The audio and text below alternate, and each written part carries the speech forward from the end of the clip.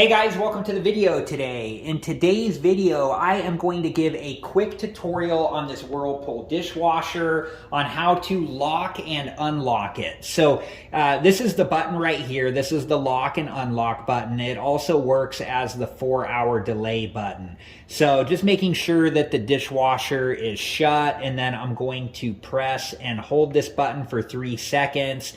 And once I do that, the light comes on here, and now the buttons on the dishwasher are locked, so you can't change anything or start anything or cancel anything. And then to unlock the dishwasher, I'm just going to press and hold this button for 3 seconds again until that light turns off. Okay, and another thing, if you were to start the dishwasher or if you had the 4-hour delay on, you can still press and hold the button for 3 seconds to lock the dishwasher so none of the buttons work. And then we can press and hold this again for 3 seconds to unlock the dishwasher. All right, guys, that's just about it for this video, and I hope that it was helpful, and thank you so much for watching. And I do have other videos on this Whirlpool dishwasher that I'll link at the end of this video, and if you're interested and have time, please check those videos out.